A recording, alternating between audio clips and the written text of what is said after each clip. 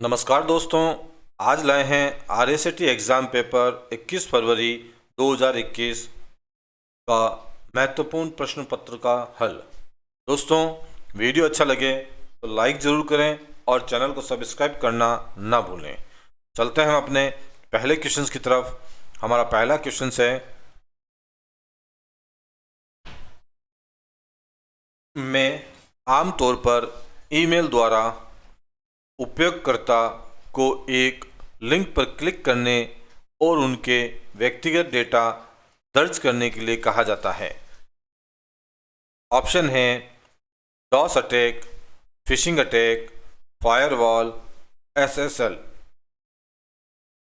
दोस्तों, इसका सही आंसर होगा option B, phishing attack. Phishing attack में यूजर से उनके व्यक्तिगत डेटा मांगा जाता है। चलते हैं अपने अगले क्वेश्चंस की तरफ। हमारा अगला क्वेश्चन है, इंडियन IT एक्ट 2000 में कानून को किस क्षेत्र के लिए तैयार किया गया है?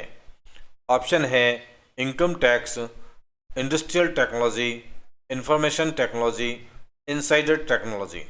दोस्तों, सही आंसर होगा ऑप्शन सी, इंफॉर्मेशन टेक्नोलॉजी। अगला क्वेश्चन,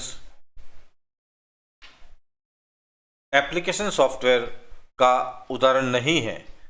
ऑप्शन है VLC मीडिया प्लेयर, ये एप्लीकेशन सॉफ्टवेयर होता है। गूगल क्रोम, ये भी होता है। MS वर्ड, ये भी एप्लीकेशन सॉफ्टवेयर है। Flash memory, flash memory application software नहीं है। तो हमारा सही आंसर होगा ऑप्शन डी, फ्लैश मेमोरी। क्योंकि यहाँ नहीं है तो हमारा आंसर होगा फ्लैश मेमोरी। अगला क्वेश्चन,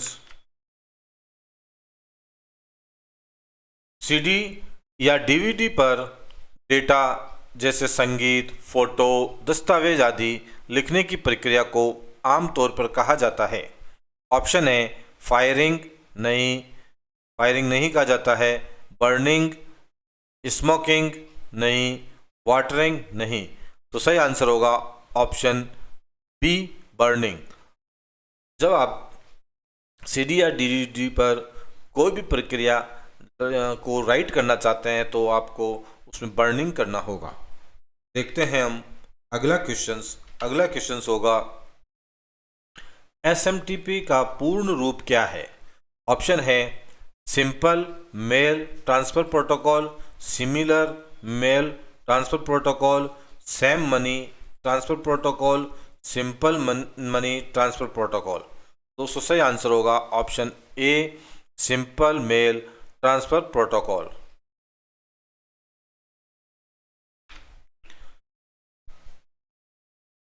दस्तावेज मुद्रित होने से पहले ये देखने के लिए कि दस्तावेज कैसा दिखाई देता है, किस कमांड का उपयोग होता है? तो ऑप्शन है file preview, print preview, pre print और स्टैंडर्ड प्रीव्यू। तो सही आंसर होगा option C, print preview. Print preview से हम ये देख सकते हैं कि हमारा पेज कैसा निकलेगा और उसको प्रिंट कैसा देंगे। अगला क्वेश्चन है, मूल और असंबद्ध प्रलेखन के प्रमाण प्रदान करने के लिए एन्क्रिप्शन तकनीकों का उपयोग करता है। ऑप्शन है digital signature, firewall, malware, Trojan horse. तो दोस्तों, सही आंसर होगा डिजिटल सिग्नेचर। फायरवॉल जो होता है वह अनधिकृत प्रवेश को रोकता है, अनधिकृत प्रवेश को रोकता है। काफ़ी बार पूछा गया है, अनधिकृत प्रवेश को रोकता है। और मालवेयर और जो ट्रोजन होते हैं वह दुर्भावनापूर्वक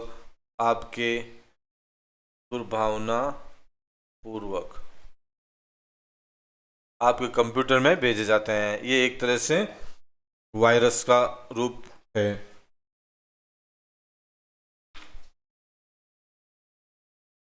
MS वर्ड 2010 में एक स्थान या पाठ का चयन करता है जिसे आप नाम और भविष्य के संदर्भ के लिए पहचानते हैं। ऑप्शन है bookmark, clip art, format painter, undo. तो दोस्तों इसमें सही आंसर होगा बुकमार्क। बुकमार्क की सहायता से आप अपने पेज को या टेक्स्ट को बुकमार्क कर देते हैं और आने वाले टाइम में यदि आपको उसकी ज़रूरत हो तो बुकमार्क के अंदर जाकर उसका उपयोग कर सकते हैं। क्लिप आर्ट के अंदर आप शेप, डिज़ाइन, पिक्चर्स वगैरह ला सकते हैं।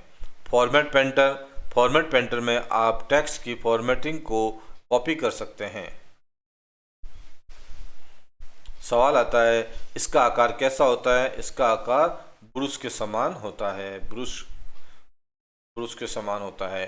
अंडू, कंट्रोल जेड,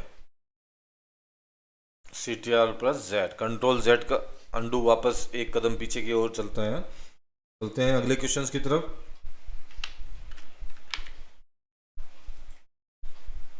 निम्न में से कौन आयकर सेवा के अंतर्गत आता है?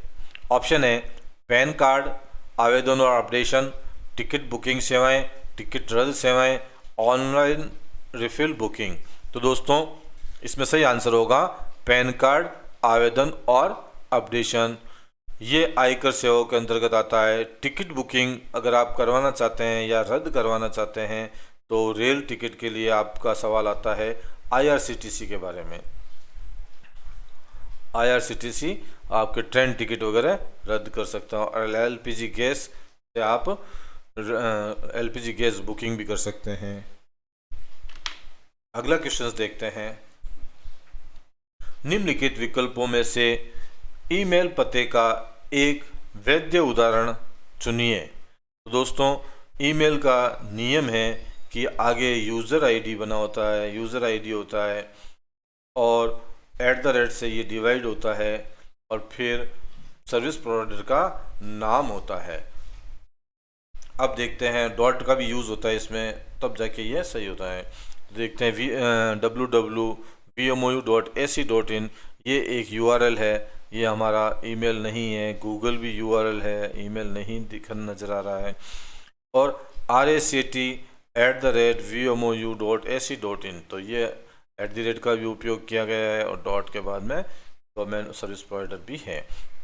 और 192.168 ये एक IP एड्रेस होता है। तो ये हमारा सही आंसर होगा ऑप्शन सी।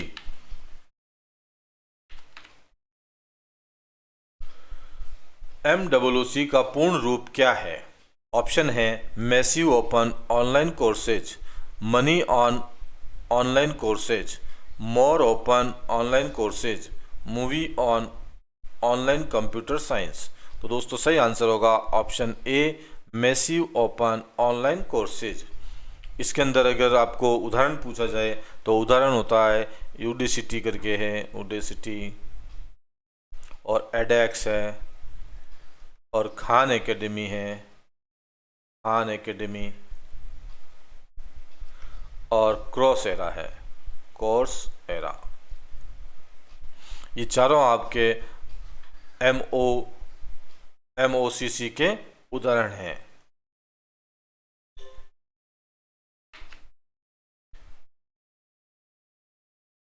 निम्नलिखित में से सबसे मजबूत पासवर्ड का चयन कीजिए। तो दोस्तों सबसे मजबूत पासवर्ड के लिए निम्न बातों का ध्यान होना जरूरी है। वह बातें क्या है? पहला तो अल्फ़ाबेट A to Z या स्मॉल लेटर होना चाहिए। A to Z या स्मॉल लेटर, फिर कैपिटल लेटर और इसमें न्यूमेरिकल 0 to 9 होना चाहिए और स्पेशल कैरेक्टर होने चाहिए। तो अब इनसे कौन सा मेल खाता है वो देखते हैं हम। फर्स्ट 1 2 3 न्यूमेरिकल है, अल्फ़ाबेट है, लेकिन स्पेशल कैरेक्टर नहीं है, कैपिटल नहीं है, तो ये गलत है। VMOU RACT, इसमें कैपिटल भी है और स्मॉल भी है लेकिन स्पेशल कैरेक्टर नहीं है, तो ये भी गलत है। VMOU कैपिटल है, स्मॉल है, और स्पेशल कैरेक्टर भी है और नंबरिकल भी है। ये हमारा आंसर सही है और इसमें केवल नंबरिकल है, तो ऑप्शन सी हमारा VMOU.RSCIT@VMOU.@RSCIT123 हमारा सही आंसर होगा। तो चलते हैं हम अपने अगले क्वेश्चंस की तरफ। हमारा अगला क्वेश्चन है यूपीआई का पूर्ण रूप क्या है। ऑप्शन है अन unified payment interface, unidentified payment information, uniform payment information, union process interface. दोस्तों सही आंसर होगा option A, unified payment interface.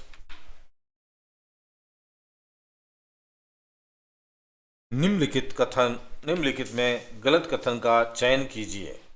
Option है आप माइक्रोसॉफ्ट वर्ड में 2010 में पीडीएफ एक वो डॉक्यूमेंट सेव कर सकते हैं। बिल्कुल कर सकते हैं, ये हमारा सही आंसर है, मतलब कथन सत्य है। तो ये कथन सत्य है। एमएस वर्ड 2010 एक फाइल प्रिंट करने के लिए Ctrl+P कुंजी का इस्तेमाल किया जा सकता है। बिल्कुल कर सकते हैं। जीमेल ईमेल भेजने और प्राप्त करने के लिए उपयोग करते हैं। बिल्कुल जीमेल का उपयोग ईमेल भेजने के लिए और प्राप्त करने के लिए किया जाता है। पीओएस टर्मिनल वेब ब्राउज़र का उदाहरण है। बिल्कुल गलत है, ये टर्मिनल वेब ब्राउज़र का उदाहरण नहीं है। तो हमारा सही आंसर होगा ऑप्शन डी, ये गलत कथन है। अब वेब ब्राउज़र की बात की जाए तो web browser Google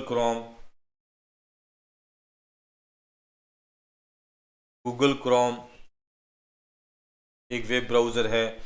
Mozilla Firefox ये वेब ब्राउज़र है। इंटरनेट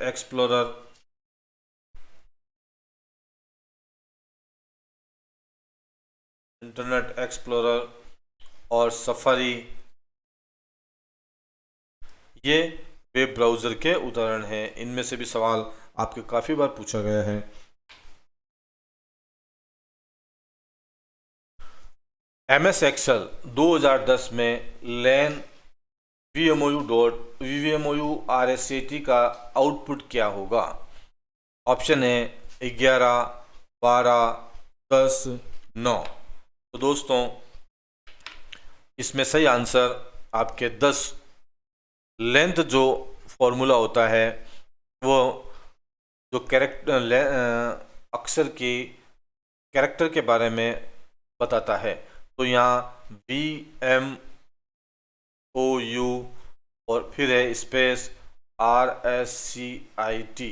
तो ये कितने लेंथ में है, तो 1, 2, 3, 4 स्पेस भी काउंट होगा इसमें, 5, 6, 7, 8, 9, 10।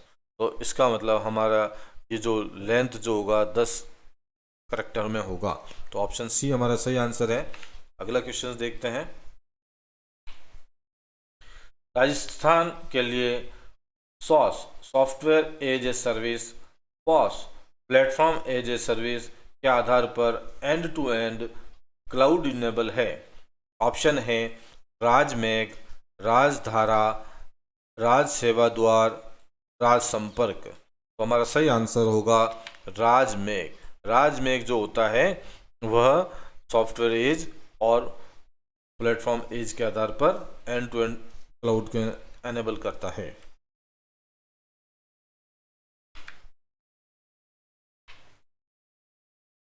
एमएस वर्ड 2010 में बुलेट्स और नंबरिंग टैब में होता है।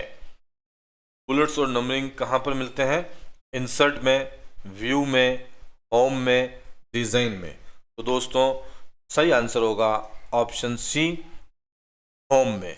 होम में हमें बुलेट्स और नंबरिंग टैब मिलते हैं। विंडोज़ 10 में रीस्टोर पॉइंट का उपयोग किया जाता है। ऑप्शन है दस्तावेज की हार्ड कॉपी प्राप्त करने के लिए, कंप्यूटर में खराबी की स्थिति में कंप्यूटर को पुनः प्राप्त करने के लिए, दस्तावेज और फाइलों को हार्ड ड्राइव में संग्रहित करने के लिए, पुराने उत्पाद को पुनः विक्रय करने के लिए। दोस्तों इसमें सही आंसर होगा ऑप्शन बी, कंप्यूटर में खराबी की स्थिति में कंप्यूटर को पुनः प्राप्त करने के लिए। दोस्तों रीस्टोर पॉइंट, जब हमारा कंप्यूटर एकदम फ्रेश होता है या अच्छा होता है तो हम उसका एक रीस्टोर पॉइंट बना लेते हैं। और जब कभी आने वाले भविष्य में कंप्यूटर यदि आपका ख़राब होता है, ख़राब की स्थिति हो जाती है, तो आप जो पूर्व में आपने जो रीस्टोर पॉइंट बनाया था उसको आप वापस से रन करवा सकते हैं और आप कंप्यूटर को वापस से उस पहले जैसी स्थिति पर ला सकते हैं। इस तरह से यह काम करता है। आप कंप्यूटर की गति भंडारण के अनुसार कैसे वर्गीकृत कर सकते हैं? निम्नलिखित में से सही विकल्प का चयन कीजिए। ऑप्शन है इम्पैक्ट और नॉन इम्पैक्ट, माउस, टचपैड और trackball. Option C Gmail, Yahoo mail. Option D super, mainframe, mini, micro. दोस्तों भंडारण के आधार पे और गति के आधार पर हमें 4 भागों में बांटा गया है। तो वह है super computer, main frame computer, mini computer और माइक्रो कंप्यूटर। और दोस्तों ये मेल सर्विस है। माउस और टच पैड और ये आपके इनपुट डिवाइस हैं, इनपुट डिवाइस। और इम्पैक्ट और नॉन इम्पैक्ट ये प्रिंटर के प्रकार है। 2 भागों में बांटा गया है, इम्पैक्ट और नॉन इम्पैक्ट। चलते हैं हम अगले क्वेश्चंस की तरफ। अगला क्वेश्चंस होगा MS एक्सेल 2010 में डेटा बिंदु का वास्तविक मूल्य होता है। ऑप्शन लीजेंड नहीं, चार्ट शीर्षक नहीं, ग्रिड लाइन नहीं और डेटा लेवल। डेटा लेवल हमारा सही आंसर होगा।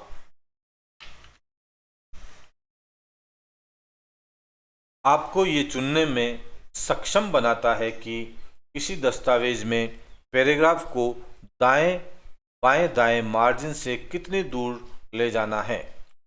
इंडेंट, मेल मर्ज, बोल्ड, यहाँ बोल्ड है, बोल्ड लिखा हुआ है, बोल्ड, और हाइपरलिंक। तो दोस्तों हाइपरलिंक का उपयोग नया पेज, किसी टेक्स्ट पर आप हाइपरलिंक बना देते हैं तो वह नया पेज खोलता है। बोल्ड किसी अक्षर या टेक्स्ट को गहरा करने के लिए। मेल मर्ज, एक से अधिक व्यक्तियों को आप मेल वगैरह भेज सकते हो। और इंडेंट के अंदर दोस्तों ये आपको दस्तावेज को, पैराग्राफ को बाएं व दाएं मार्जिन में ले जाता है। तो हमारा सही आंसर होगा ऑप्शन ए, इंडेंट।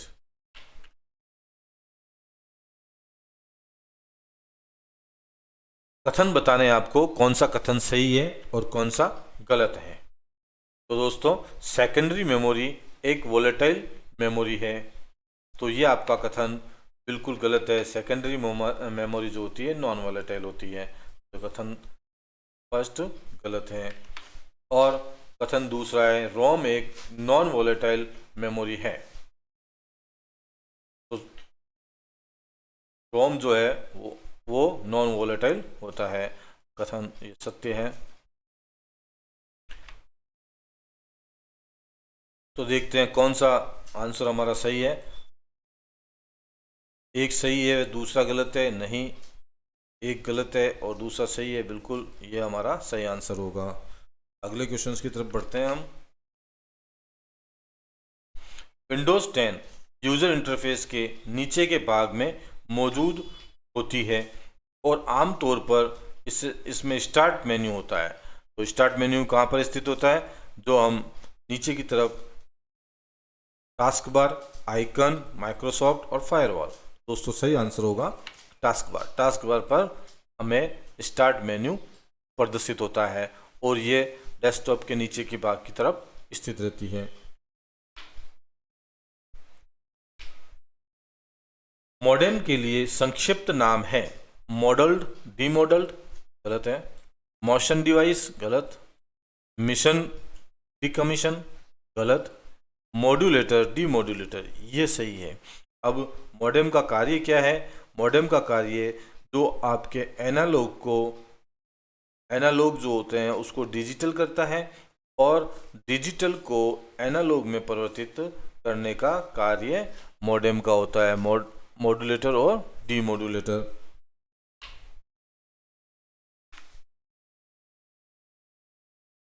निम्नलिखित सेवाओं में कौन सी ई मित्र वेब पोर्टल का उपयोग करके लाभ नहीं उठा सकती है?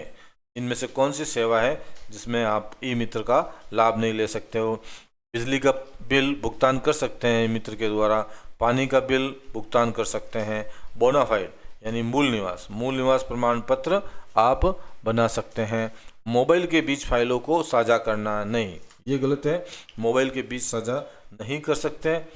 तो इसमें यहाँ नहीं पूछा है तो हमारा सही आंसर होगा ऑप्शन बी, मोबाइल के बीच फाइल साझा करना। तो मोबाइल के बीच फाइल साझा करने के लिए हमें ब्लूटूथ के इस्तेमाल करना होगा। ब्लूटूथ क्वेश्चंस काफ़ी बार पूछा गया है। तो मोबाइल के बीच साझा करने के लिए किसका उपयोग किया जाता है? ब्लूटूथ का किया जाता है। अगला क्वेश्चंस देखते हैं। अगला क्वेश्चंस होगा हमारा, दो या दो से अधिक मोबाइल उपकरणों के बीच फाइलों को स्थानांतरित करने के लिए उपयोग किया जाता है। अभी मैंने जस्ट आपको पिछले क्वेश्चंस के अंदर बताया था कि किसका उपयोग किया जाता है? ब्लूटूथ का उपयोग किया जाता है। तो हमारा सही आंसर होगा ब्लूटूथ।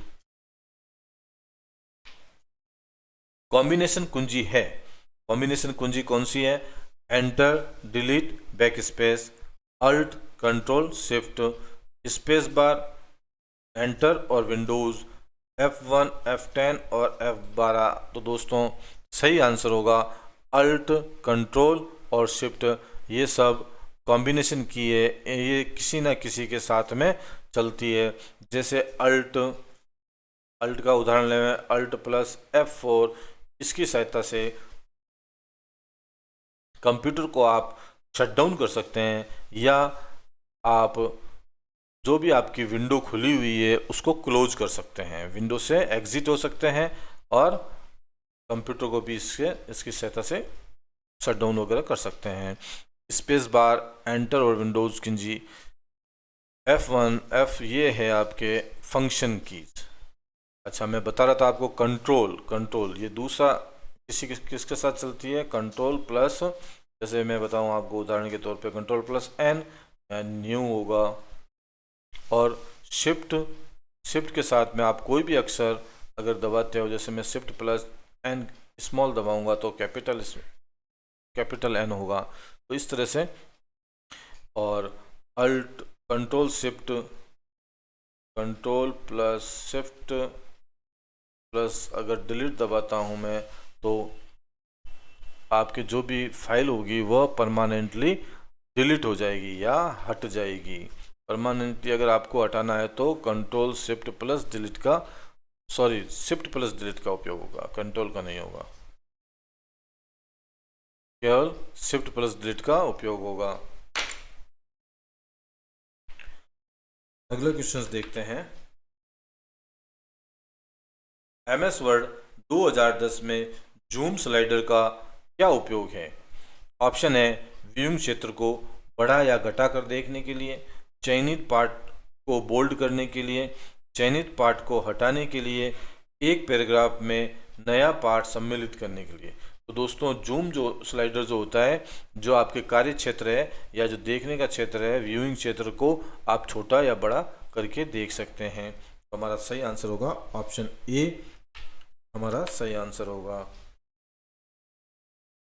MS एक्सेल 2010 में फ्रीज पैन कमांड का उपयोग क्या है? किसी वर्कशीट में एक क्षेत्र से फॉर्मेटिंग की कॉपी करने के लिए और इसे दूसरे क्षेत्र में लागू करने के लिए। गलत है। रो और कॉलम शीर्षक को स्थिर करने के लिए ताकि वे वर्कशीट को स्क्रॉल करते समय स्क्रॉल ना करें। बिल्कुल सही है ये भी। सूत्र बनाने के लिए। गलत है। और चार्ट बनाने के लिए। गलत है। तो हमारा सही आंसर ऑप्शन बी, स्क्रॉल करते समय स्क्रॉल ना हो, ये हमारा सही आंसर होगा।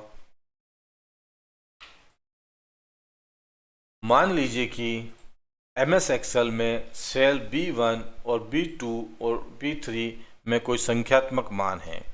इन सेलों में मौजूद मानों को न्यूनतम ज्ञात करने के लिए सही फॉर्मूला है option A, option B, option C और ऑप्शन डी।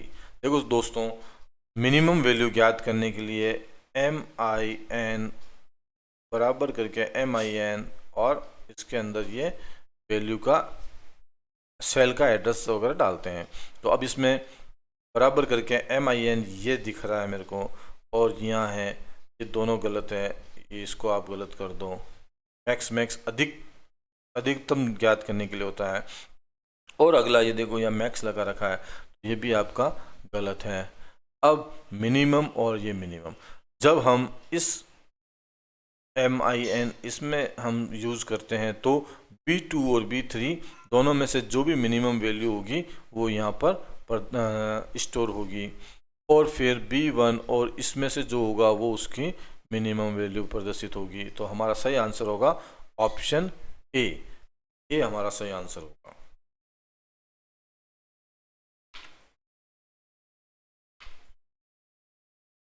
स्क्रीन लॉक विकल्प 9 डॉट्स की श्रृंखला के साथ एक विशिष्ट स्वाइप पैटर्न का उपयोग करके एंड्रॉयड डिवाइस को अनलॉक करता है।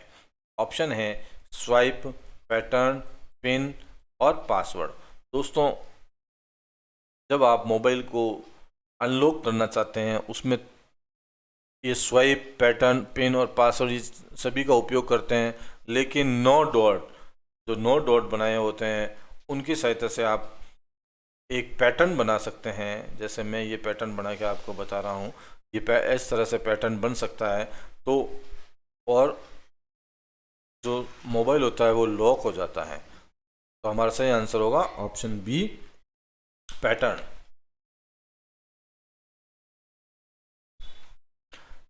SSO सिंगल साइन ऑन का उद्देश्य क्या है? तो ऑप्शन है हेल्प डेस्क की लागत कम करना, बिल्कुल सही है। ग्राहक संतुष्टि को बढ़ाना, सही है। उत्पादकता को बढ़ाना, सही है। तो ऑप्शन डी, ये सभी हमारा सही आंसर होगा।